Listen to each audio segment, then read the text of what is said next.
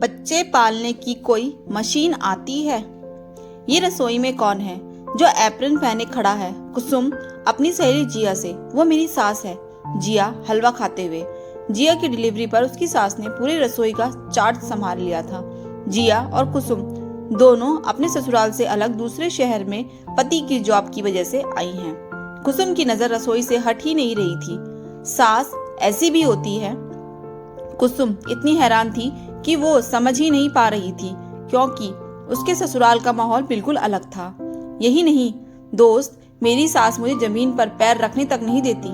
सारा काम खुद करती है। 40 दिन वो मेरे साथ ही सोएगी। मेरे बच्चे को मैं सिर्फ दूध पिलाती हूँ, बाकी सारा काम वही करती हैं। जिया गर्व से बता रही है। कुसुम की नजरों के आगे अपनी गर्वस्था आ गई जब उसे 10वें दिन की पूजा के बाद ही रसोई संभालने का आदेश ये कहकर दे दिया गया, चलो उठो, हो गया बहुत आराम। यही नहीं, बच्चे के पोटी सुसु के कपड़े कभी सास ने हाथ तक नहीं लगाए। कभी कुसुम नहाने भी जाती, बेबी के पोटी करते ही उसे बाथरूम में पकड़ा दिया जाता था। विनय कई बार ऑफिस के लिए लेट हो जाता तो सासू माँ बेटे से कह देती, बाहर हॉल में सो जाया कर, बच्चे के रोने से नींद खराब होती है। तो खुद कुसुम के साथ सोना तो दूर की बात, कुसुम के हाथों से धुले बेबी के कपड़ों पर दाग देख सास ननद मजाक बनाते। कुसुम की आंखें नम देख जिया उसका दुख समझ गई। क्या हुआ दोस्त, तुम्हारे बच्चे अब बड़े हो गए, कोई अपना सहारा दे ना दे, वो ऊपर बैठा है ना, उसे सबकी चिंता है। आज हम पर कोई दुख आता है, सास ससुर दौड़कर आ जाते हैं, जबकि तुम अपने स्तर पर उस तकलीफ को संभाल लेती हो। फिर अपनों का साथ हो तो अच्छा जरूर लगता है, लेकिन वो साथ नहीं देते तो ईश्वर किसी न किसी को भेज देते हैं। तुम अपना मन दुखी मत करो, बुरा मत मानना दोस्त, मुझे तुमसे ईर्ष्या नहीं। मेरी माँ भी एक अच्छी सास है, उन्होंने भी बहू को अच्छे से रखा, लेकिन तुम्हारी सास ने मेरे दिमाग में सास की जो छवि थी उसे पूरी तरह से बदल दिया।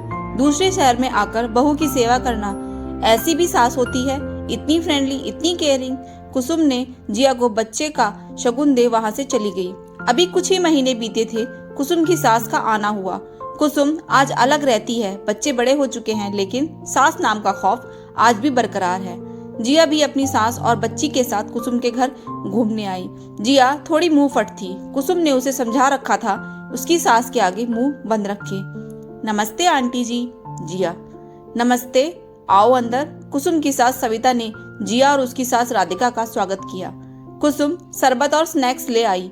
दोनों बहुएं सासें बात करने लगी, इधर उधर की बातें करते करते राधिका का ध्यान कुसुम की कमर की बेल्ट पर चला गया। बेटा, तुम्हें इतनी सी उम्र में कमर दर्द? अभी हमारी उम्र है। राधिका की बात बीच में काटते ही सविता तुरक कर बोली, अकेली रहती है तभी सब काम मशीनों से करती है, मसाले पीस जाते हैं, कपड़े अपने आप धुल जाते हैं, फिर शरीर को काम में लेगी ही नहीं तो शरीर में दिक्कतें आएंगी ही। अच्छा आंटी जी, बच्चों को पाल पोस कर बड़ा करने की भी कोई मशीन आती है क्या?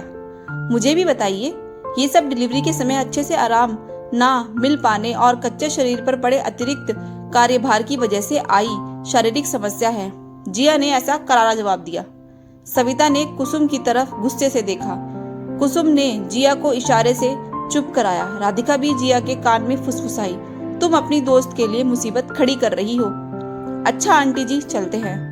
कोई छोटा मुंह बड़ी बात कह दी हो तो माफ कर दीजिएगा। जिया को दोस्त का पक्ष लेकर सुकून मिल रहा था। जिया की बच्ची राधिका से चिपकी हुई थी। जिया ने लेने की कोशिश की। परी, आ जाओ मम्मा पास, दादी माँ थक गई। परी ने हाथ झटक दिया और राधिका से चिपक गई। बड़ी किस्मत वाली दादी हो आप, जो आपकी पोती चिपक रही। हमारे तो माँ के ही चमचे हैं। सविता आदत से लाचार फिर ताना दे ही दी। आंटी जी, सीधा सा हिसाब है, बच्चे तो प्यार के भूखे होते हैं, सारा दिन दादी ही ख्याल रखेगी तो माँ को कैसे पूछेंगे? बचपन से माँ को ही ख्याल रखते देखा तो माँ के ही चमचे बनेंगे। जिया अपनी आदत से लाचार। राधिका जिया का हाथ पकड़ घर ले गई। कुसुम की हालत खराब हो रही थी कि अब जाने सास का क्या रवैया रहेगा, लेकिन सविता चुपचाप अपने घर चली गई। कुसुम ने आज तक सास से कुछ नहीं कहा, लेकिन जिया सविता को आईना दिखा गई। दोस्तों, आज भी सविता जी जैसी कई औरतें हैं जिन्हें बहू से शिकायत है, लेकिन कोई बहू के नज़रिए से देखे तो सास के भी कुछ फ़र्ज़ होते हैं। यदि वो नहीं निभा पाती तो बहू से शिकायत कैसी। आपको ये कहानी कैसी लगी ज़रूर बताएं। Thanks for watching. Please subscribe my channel.